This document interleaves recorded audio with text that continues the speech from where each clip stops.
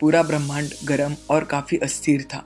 उसी समय ग्रेविटी यानी गुरुत्वाकर्षण ने अपना जादू दिखाना शुरू कर दिया। आकाशगंगा के निर्माण के समय गुरुत्वाकर्षण की वजह से गैस और धुएं के बादल नजदीक आने लगे और इस वजह से दबाव और तापमान काफी बढ़ने लगा। और जब यह तापमान 8 लाख फ़ारेनहाइट तक पहुंचा तो हाइड्रोजन के अणु के मिलने से हीलियम का अणु का निर्माण हो गया और इस वजह से बहुत ज़्यादा एनर्जी ब्रह्मांड में निर्माण होने लगी और इस तरह से ब्रह्मांड में सबसे पहले तारे का निर्माण हुआ। इससे पहले के वक्त को डार्क एजेस भी कहते हैं क्योंकि इस समय ब्रह्मांड में रोशनी नहीं थी, सिर्फ अंधेरा था। इस तरह से पूरे ब्रह्मांड में अरबों तारों का निर्माण हो गया। अब पूरे ब्रह्मांड में चमचमाते तारे थे जो रोशनी का महत्वपूर्ण स्रोत है, परंतु इस वक्त ब्रह्मांड में एक भी ग्रह का निर्माण नहीं हुआ था। ग्रहों का निर्माण काफी कठिन काम था क्योंकि सिर्फ हाइड्रोजन तारों में भारी तापमान की वजह से कई अणुओं का जन्म होने लगा।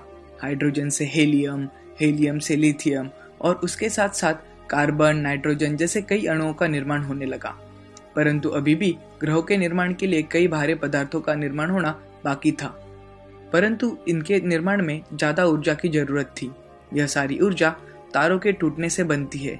ऐसे कई धमाके ब्रह्मांड में होने लगे और कई तारे टूटने लगे और नए अणु बनने लगे। नए तारों का धमाकों के साथ साथ खत्म होना और नए पदार्थों का ब्रह्मांड में बनना, यह सिलसिला लगभग 8 अरब साल चलता रहा।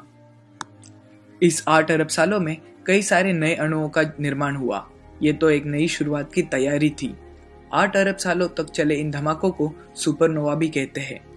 और लगभग 4.5 अरब साल पहले ऐसे ही बड़े धमाके में सूर्य का निर्माण हुआ और उससे बची धूल के अवशेष और वायु गुरुत्वाकर्षण से पास ही बड़े धमाके में सूर्य का निर्माण हुआ और उससे बची धूल के अवशेष और वायु गुरुत्वाकर्षण से पास आने लगे और हमारी सौरमाला के ग्रह बनने लगे। इसी वक्त हमारा घर, हमारी पृथ्वी का जन्म हुआ। जब पृथ्वी का निर्माण हुआ तब पृथ्वी आज जैसी बिल्कुल नहीं थी। हमारी पृथ्वी पूरी तरह से ज्वालामुखी से ढक रही थी और खुद के तेजी से चक्कर लगा रही थी। उस समय सिर्फ 8 घंटे का एक दिन हुआ करता था। भारी तापमान की वजह से पानी का नामो निशान नहीं था और बिना पानी के जीवन की शुरुआत होना मुश्किल था। परंतु ऐसी कठिन परिस्थिति से बाहर निकलने के लिए गुरुत्वाकर्षण काम आने लगा।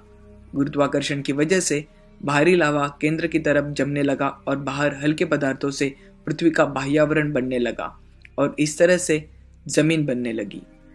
सभी भारी पदार्थ पृथ्वी के केंद्र की तरफ जमने लगे। इनमें आयरन और कॉपर की भारी मात्रा थी।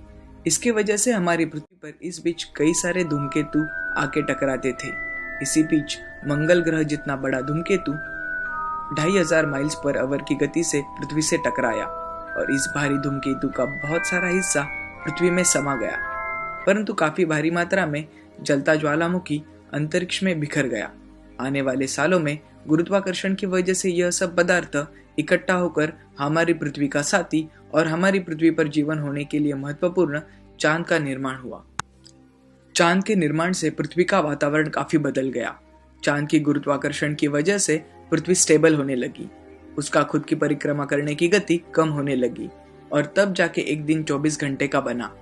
चांद के होने की वजह से पृथ्वी पर हम विभिन्न ऋतुओं का अनुभव करते हैं। इसी समय पृथ्वी पर पानी नहीं था। पृथ्वी एक जलता गोला था। बिना पानी के जीवन संभव नहीं है, परंतु इस दहकते ग्रह पर हवा में बाष्प था और उसकी वजह से पृथ्वी पर